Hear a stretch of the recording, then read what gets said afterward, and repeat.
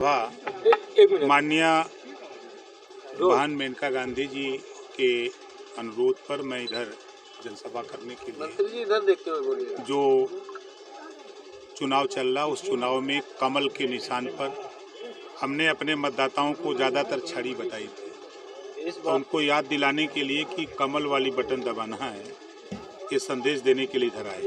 इस बार के लोकसभा चुनाव में कौन सा मुद्दा सबसे ज़्यादा लोगों को प्रभावित कर रहा है? गरीब घरेलू बिजली का बिल 5 साल के अंदर, इस बार वो कमल वाली बटन दबाएगा तो 5 साल के अंदर गरीबों को घरेलू बिजली का बिल नहीं देना पड़ेगा। ये उनके लिए बहुत, वो कहते हैं कि साहब इतना दिन तक भैल हमके इस बार ये होगा, सारे भी सिस्टम बन गए हैं। एक तो ये उनके लिए है। 5 साल के अंदर कक्षा 6 से रोजगार परक शिक्षा लागू होने जा रही है। 24 के बाद ये 5 साल के अंदर ये शिक्षा लागू हो जाएगी। ये उनके दिमाग में बात समझ में आ रही है कि हमारे बच्चे के हाथ में हुनर होगा तो हमारा बच्चा कहीं भी कारोबार कर सकता है, रोजी रोटी कर सकता है। यूपी में 2 लड़कों की जोड़ी कितना कमाल करेगी, आपको क्या लगता है? वो बच्चे हैं, हम उनके चच्चे हैं।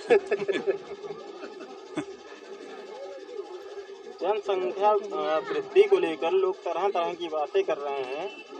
आपके भी पार्टी के नेता तो इस पे भाजपा से जुड़े हुए, तो इस पे क्या कहना चाह रहे हैं? देखिए, जो लोग कह रहे हैं विपक्ष के लोग, वो जनता के बीच में नहीं बोल रहे हैं। वो बोल कहाँ रहे हैं? आपके बीच में। अभी भाजपा के ही नेता साक्षी महाराज ने कहा 4 बीवी और 40 बच्चे नहीं चलेगा। इस पर आपकी क्या राय है? ये उनका व्यक्तिगत बयान है। मंत्री जी, आज राहुल गांधी और अखिलेश यादव ने प्रेस वार्ता की है और ये कहा है कि मोदी सरकार जो है ये इस चुनाव में 150 के पार आंकड़ा नहीं जाएगा, जो 400 पर निश्चित किया गया। देखिए, आप लोग गवाह हैं। 2017 के चुनाव में बसपा कर रही थी 300 सीट, सपा कर रही थी 300 सीट, हम लोग 300 पार, तो हम लोग 325 जीते। 17 में देखा आपने, और 300 जीतने वाले कहाँ खड़े हो गए? 47 पर। 22 के चुनाव में 400 जीत रहे थे अखिलेश जी, मैं साथ था। हस्र क्या हुआ, शायद मैं नहीं रहा होता तो 47 के नीचे खड़े हो जाते। उन लोगों के पास सिर्फ जबान है, काम नहीं है।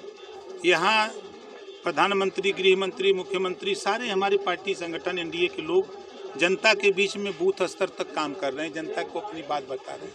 और वो लोग प्रेस वार्ता या ट्विटर पर या एक्स पर, यही तो काम उन लोगों का है। कैसे जीतेंगे?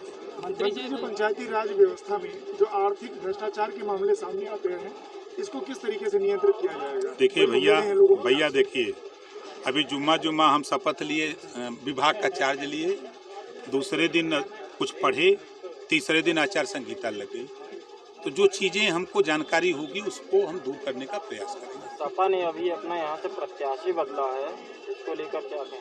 वो तो पुरानी आदत है, प्रत्याशी नहीं, कहीं और कुछ न बदलते हैं। क्या इससे मेनका गांधी जी के सीट फंसती हुई नजर आ रही है नए प्रत्याशी आने से? आप देखिएगा, भारी बहुमत से हम लोग चुनाव जीतेंगे। ये सुल्तानपुर ही नहीं, 80 की 80 सीट चाहे कितनों कोई चिल्लाई, मोदी जी आई हैं।